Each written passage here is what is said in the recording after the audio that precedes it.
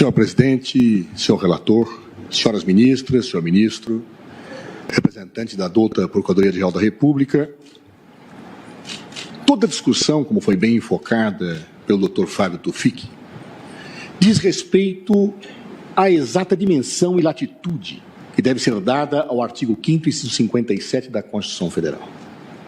Lá está inserida uma expressão trânsito em julgado, ou sentença que transita em julgado. O significado dessa expressão é indiscutível. O significado dessa expressão está incorporado nos léxicos jurídicos há décadas. Trânsito em julgado significa sentença que não comporta mais recurso. Significa, na linguagem de Liebman, aquela sentença que gera a definitividade dos seus efeitos erga omnes na perspectiva da sua intangibilidade. Trânsito em julgado, em síntese, significa trânsito em julgado. Podemos gostar ou não gostar disto. Podemos discordar da Constituição. Podemos dizer que ela é retrógrada, que ela é atrasada, mas é o que a Constituição diz. Pode-se utilizar qualquer instrumento hermenêutico, qualquer instrumento exegético, é o que está lá. E é esta Constituição que nós juramos defender. É esta Constituição cidadã que nos garante o Estado de Direito. Por isso, senhores ministros, senhoras ministras, há que se respeitar a Constituição. E a expressão trânsito julgado não foi colocada lá por acaso, senhor presidente. Ela tem uma lógica sistêmica, ela tem uma lógica axiológica. Essa lógica é que esta Constituição cidadã garante, acima de tudo e de todos, a dignidade da pessoa humana e a liberdade. Estes são os valores fundamentais que lá estão colocados e por isso se assegura que aquelas restrições a estes valores só podem ser dadas quando a certeza jurídica alcança o seu grau máximo. E com isso se vincula a competência desta Corte. Somente quando esta Corte não mais puder se pronunciar é que efetivamente se pode cercear esta liberdade. Tenho ouvido, senhores ministros, alguns argumentos com os quais eu quero dialogar. Apregou-se muito um consequencialismo jurídico, que a meu juízo não é aplicável ao direito penal. Mas vamos dialogar. O primeiro argumento que se coloca é que esta decisão acabaria com a violência, com a ilicitude, e que esta decisão eliminaria o sentimento de impunidade. Me permitam dizer, senhores ministros, não com uma autoridade que não tenho, mas com a experiência de quem viveu como titular do Ministério da Justiça mais de 5 anos. O principal problema da ilicitude e do sentimento de impunidade está no nosso sistema prisional. É lá que está. O crime é comandado dali. Lá pessoas entram pequenos delinquentes e saem grandes membros, portentosos membros de organizações criminosas. É lá que está o problema. Nós não temos unidades prisionais, salvo honrosas exceções, que permitem uma mínima possibilidade de recuperação. É entrar lá e destruir vidas. É entrar lá e sair destruído. Nós queremos ampliar isto. É isto? Para combater a violência? Pois é exatamente assim que nós fornecemos o tônus de sobrevivência das organizações criminosas. É quando nós colocamos pessoas lá, sem qualquer reflexão, e que até poderiam sair mais tarde. E essas pessoas são cooptadas por essas organizações. E saem de lá grandes delinquentes. Ou nós resolvemos o problema do sistema prisional no Brasil, ou não parará a impunidade.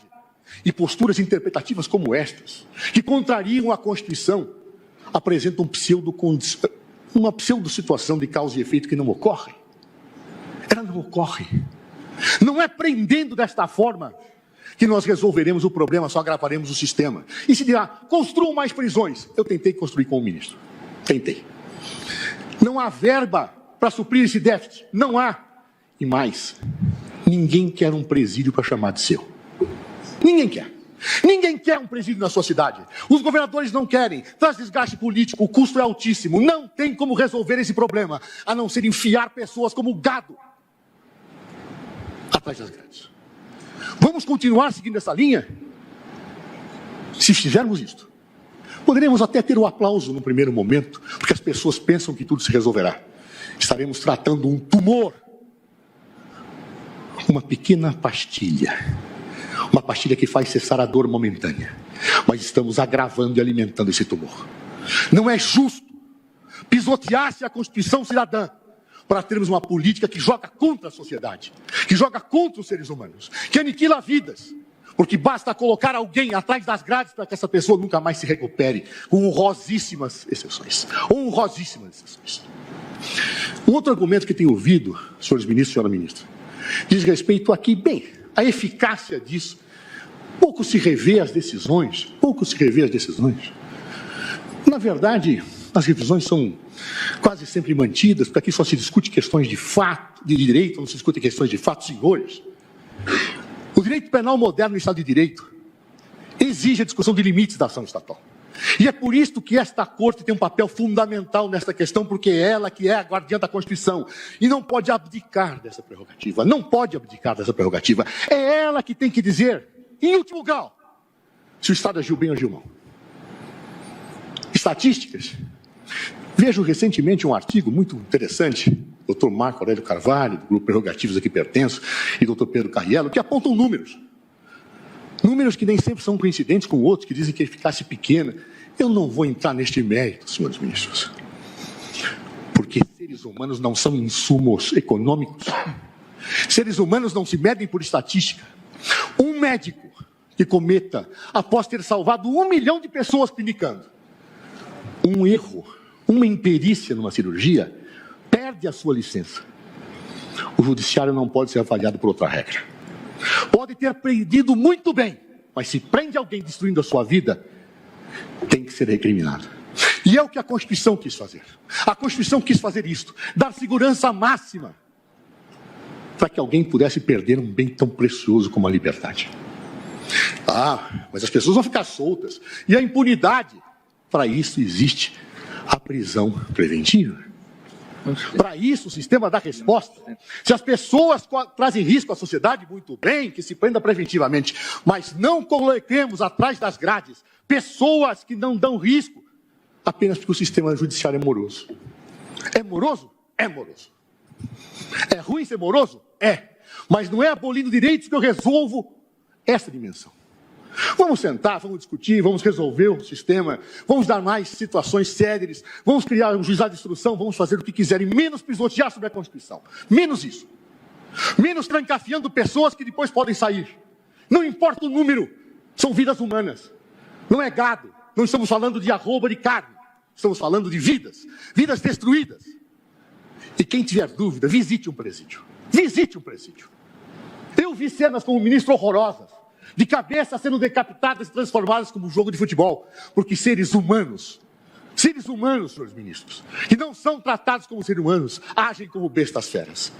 E é o que nós estamos produzindo com situações interpretativas como esta.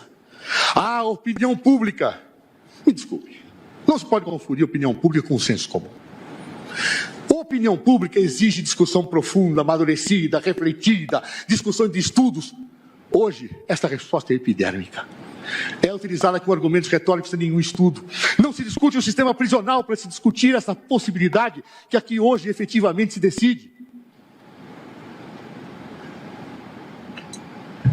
Fosse o senso comum valer, venhamos abolir os tribunais e vamos transformar a justiça naquelas arenas romanas, em que o imperador havia sim ou não. É assim que nós vamos tratar os seres humanos? Senhores, estamos no Estado de Direito. E como tal devemos respeitá-lo. Respeitemos a Constituição. Respeitemos aquilo que nós juramos cumprir. É o que peço às vossas excelências.